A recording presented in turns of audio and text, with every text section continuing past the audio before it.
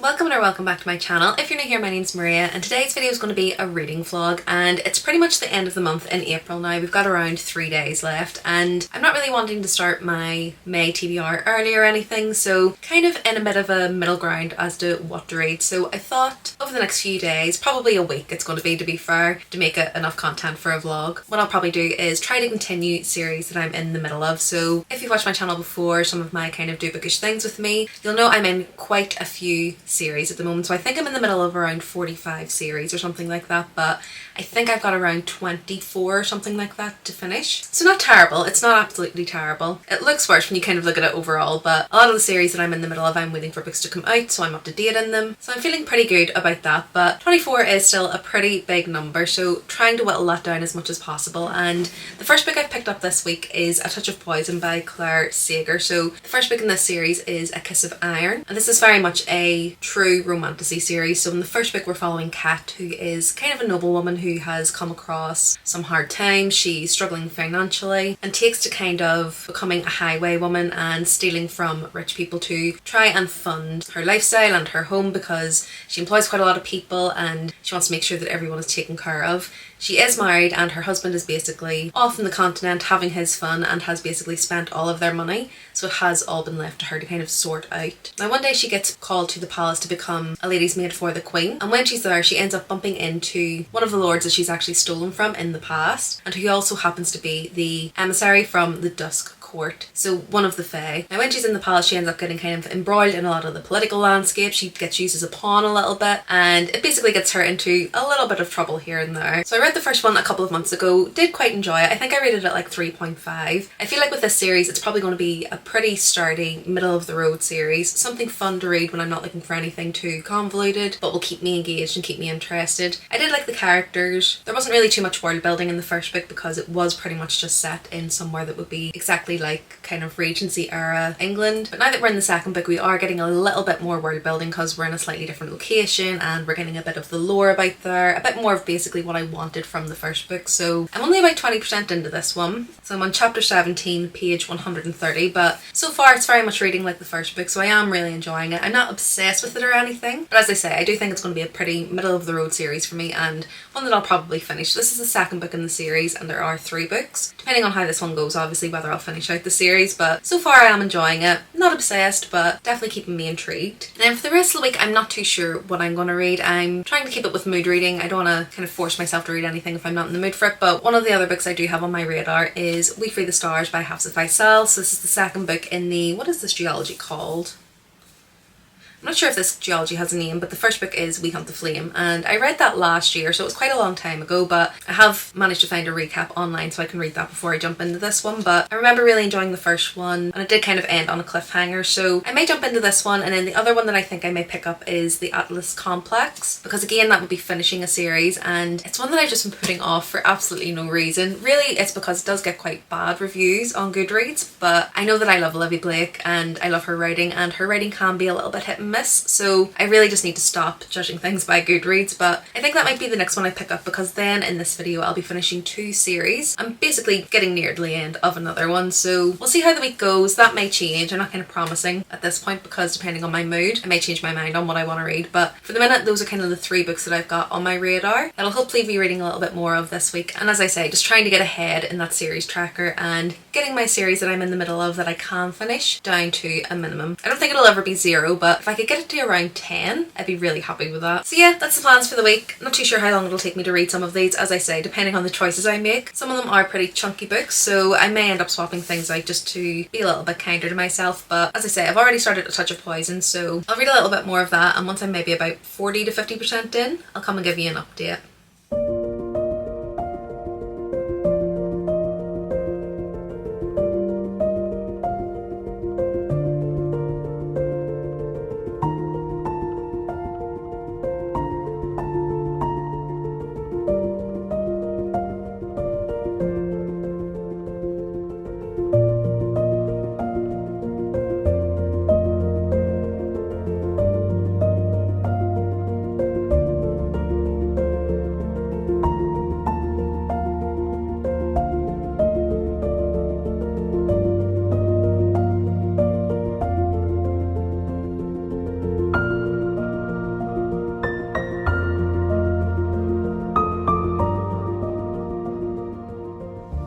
lovely, so just jumping on to give you some updates on my reading. So as I said at the start, I was starting off with A Touch of Poison, so managed to get up to 40%, which is page 278 and chapter 38. So I am still enjoying this. I just think this is one of those books where when I'm reading it, I am enjoying it, but as soon as I put it down, I'm not really thinking about it. I'm not really thinking about the characters. I'm not really thinking about the plot.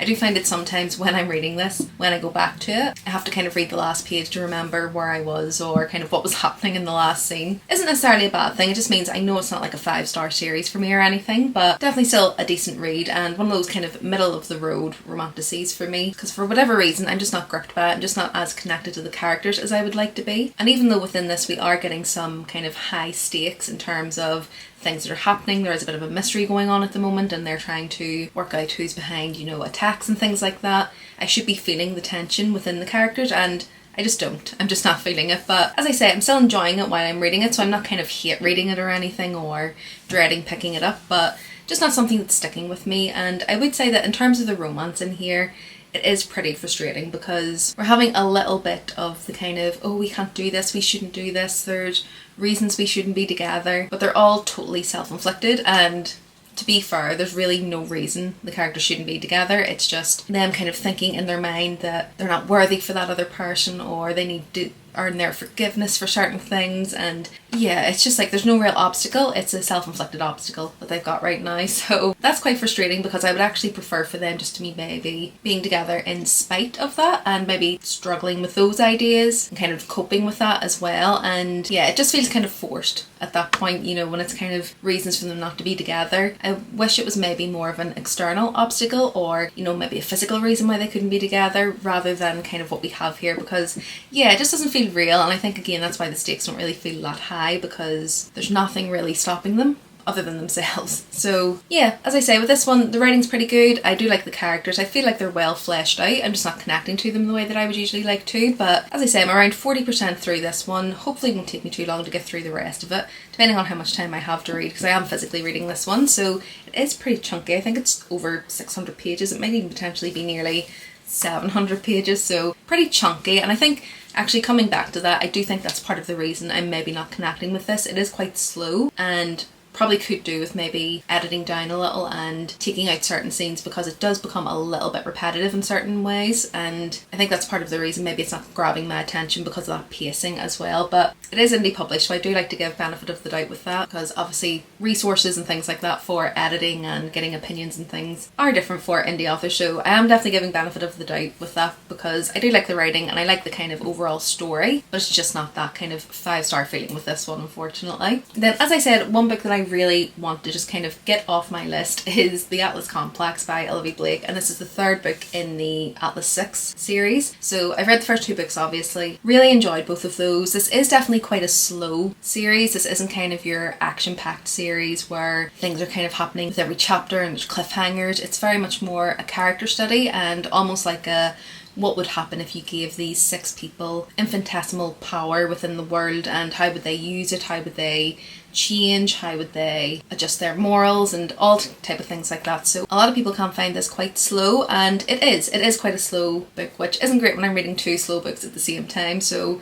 trying to just not really concentrate on that so that I'm not ending up getting in a slump. But I can definitely see why a lot of people haven't loved this third book. So if you haven't read the series, it basically starts off in the first book with these 6 really gifted young individuals who get this invitation to go to the Alexandrian Society and get a chance to explore the archives there, explore the knowledge base there, and essentially hone the magic that they have. So when we talk about magic within this series, it's a lot more real, if that makes sense. So it's all to do with kind of physics, it's to do with telepathy, empaths, and it's a bit more magical realism rather than kind of a pure fantasy. And a lot of the magic is more scientific when it's talked about within this rather than kind of whimsical. So again, a lot of people maybe go into this with the wrong expectations of what they're going to get, because even though it is a lot about kind of a dark academia around magic, it's not maybe the type of magic that you're used to with a fantasy. I would definitely say this leans more to magical realism within a dark academia than kind of that fantasy realm. And as I say, it's definitely much more of a character study than anything else. To be fair, if you took the magic out of it, it could just be a literary fiction or purely dark academia, and it would probably be a very similar story. But yeah, this third book we are kind of following on from the end of book 2, which was quite an explosive ending, and I can kind of see why some people are really disappointed with this because it's a very slow start. We are kind of going over ground that we've already covered in some of the other books, and the way that book 2 ended, you would expect this to kind of be a lot more fast paced, for there to be a lot more explosive scenes because there's so much being kind of revealed, and we're definitely not getting that with this. We're still getting that character study, we're still getting that kind of repetitive, this is why these characters are this way, this is kind of their history, and I will say it's making it quite a slow read for me, even who is potentially Olivia Blake's #1 fan. I've loved everything I've read by her. This is probably going to be my least favourite book by her, even though I am enjoying it. I'm still enjoying the character study and I do like the characters that she's built within this series, but it's definitely not piquing my interest the way I had hoped it would. So I'm currently at about 40%, so on page 208, and again, don't think this is going to take me too long to finish. I am listening to the audiobook for this one as well, which has kind of a full cast of narrators as well, so it really helps with this to bring the story to life. But yeah, I will say if I was reading this one physically, I think I would be struggling because it's quite a slow paced start. So we'll see what the next half brings, see if that changes, see if we do get that more fast paced story that we had been expecting, and see if it can kind of pull it back, because at the minute I'm kind of thinking this is around a 3.5 star, which for me, for Olivia Blake, is unheard of. I think the lowest score I've given her so far is like 4.5, which even hurt for me. So if this is a 3.5, I will be quite disappointed, but again, a 3.5 isn't a bad book, it's just lower than I would have expected for Olivia Blake. So do with that information what you will, but I'm going to continue reading both of those, see how I get on in terms of timing, and not sure if I'll give you an update before I finish both of them because I'm not really sure if there's going to be too much more to say about them, but depending on what happens, I'll maybe see if around 70 to 80% in both of them, if there's a major update or a change in tone or anything like that, I'll maybe jump on and give you kind of an interim update. But I may just wait until I finish both of these and give you kind of my final thoughts and feelings, and then move on to the next book that I'm going to pick up. So not sure what the next book will be. Very much depends, I think, on how these leave me feeling, because if they do leave me feeling kind of meh, I may try and pick up something that's a bit fast paced, and I'm not sure if We Free the Stars will be the right book for that, and I don't want to kind of go into that book with that mindset. So we'll see how these two go. As I say, if something changes, I'll come in at around 70 or 80%, and if not, I'll just come back once I finish these and give you all my final thoughts and feelings.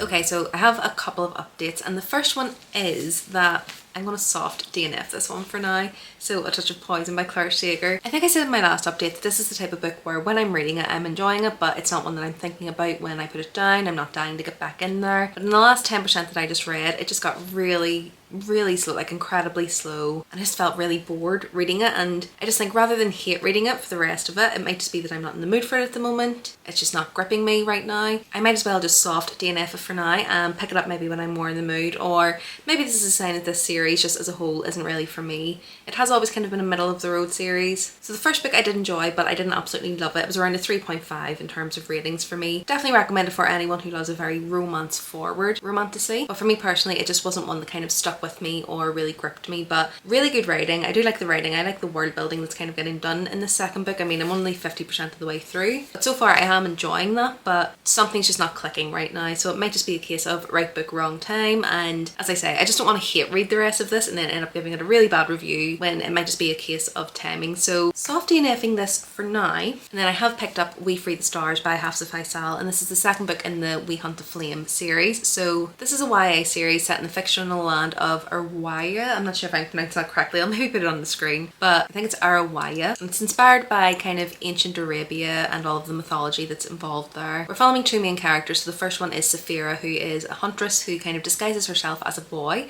because women aren't supposed to hunt in the town where she lives. But within her town, they are in dire need of someone to go and hunt so that they can eat. So she has the skills, but because of her gender, she isn't supposed to be hunting. So disguises herself as a boy to get around that. Then we have Nasir, who is a powerful assassin who is very close to the Sultan. He is his son. And basically their two paths converge because they're both sent on this mission to find this ancient artifact, which will hopefully restore the magic that has been lost to this land. As they do that, obviously secrets unravel. They have to try and figure out where their loyalties lie. There may be a little subplot of romance within here, but I would say it's very much in the back burner with this one. It isn't so much of a romantasy, it's definitely a fantasy with a subplot of romance here. But I really just thought it was a really lush and immersive world that House of Faisal built in that first book. Really atmospheric. You could definitely feel those cultural backdrops that she's trying to put in there. And I really love the characterization of Saphira and Nasir, and I would say that the plot is pretty slow moving in terms of the narrative of the first book, but you definitely really got to know those characters, and I personally felt really connected to them and was really invested in their journey going forward. And as we got to kind of the 70 to 100% of the book, you definitely got a lot of twists. There was a lot of high stakes and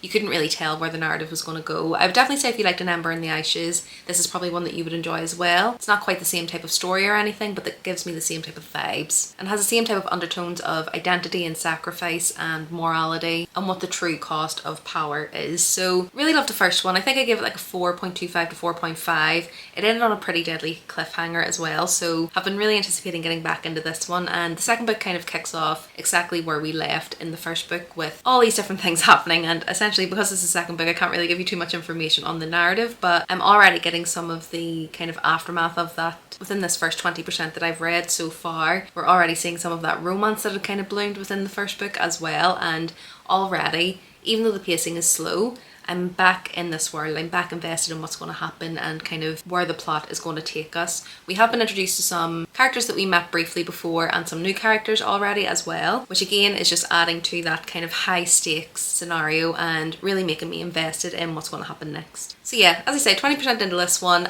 I'm definitely enjoying it a lot more than I was enjoying A Touch of Poison.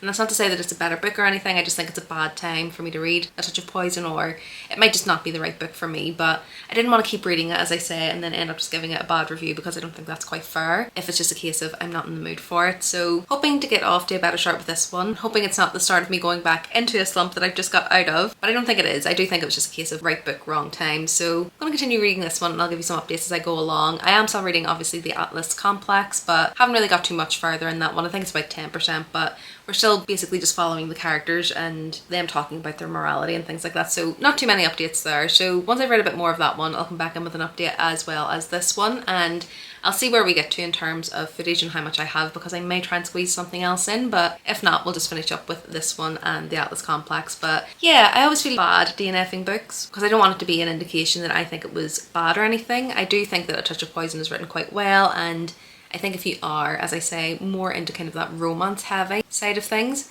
maybe you would connect with the characters more than I have, but something's just not clicking and I don't want to give it an unfair review, so I may end up picking it back up, we'll see. But for this week, I'm just going to set it down and revisit it another time. But yeah, that's all the updates for now, so I'll jump back on once I read a bit more and have a bit more to say. But other than that, I'll just be chilling over the next few days, trying to get a bit more of this read. I do have a few other videos that I want to get done this month, so I need to hurry up and read these and actually get some time to physically read. But hoping I'll be able to do a lot more of that over the weekend. So yeah, I'll jump back on once I have some more updates.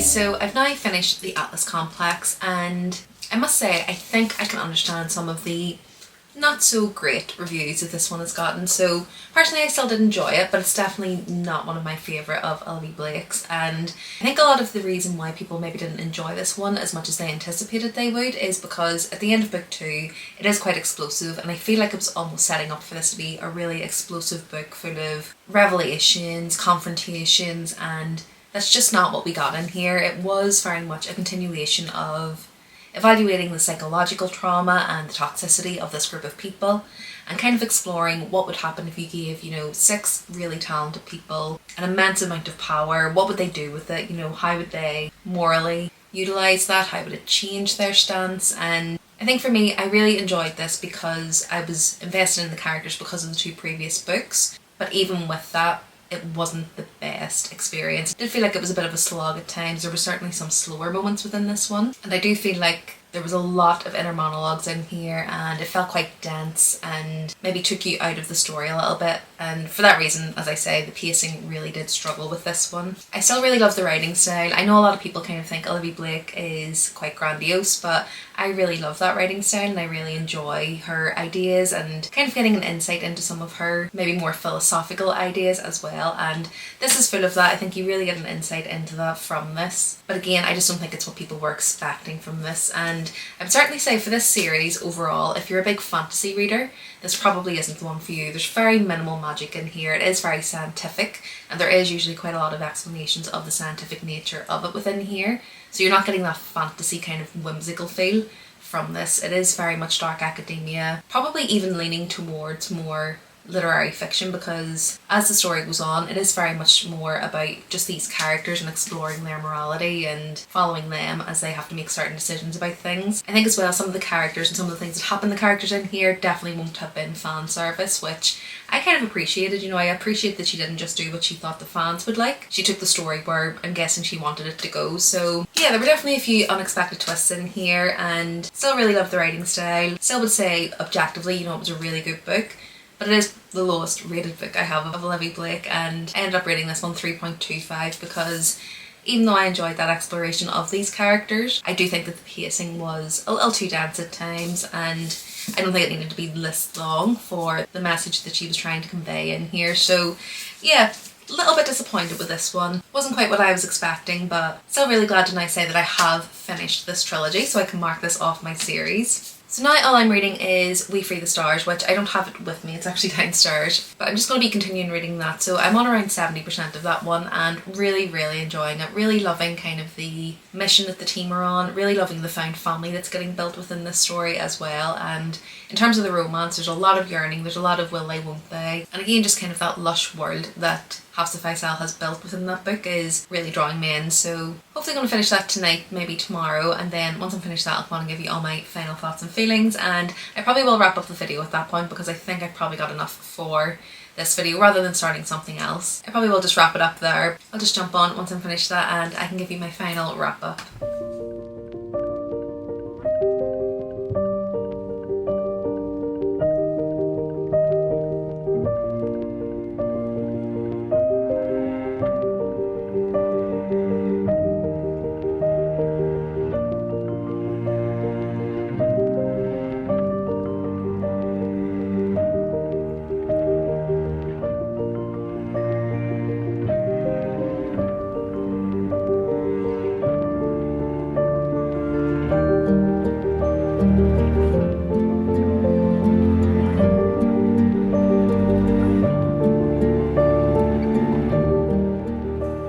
Lovely, so I have now finished We Free the Stars, and I did really enjoy this. This was a really satisfying end to this duology, and I wouldn't say the duology is a 5-star series for me or anything, but it's definitely a solid 4 to 4.5. I feel like in this one we picked up exactly where We Hunt the Flame left off, but I feel like the emotions were deeper, I feel like the stakes were higher, I feel like there was more twists and turns in there.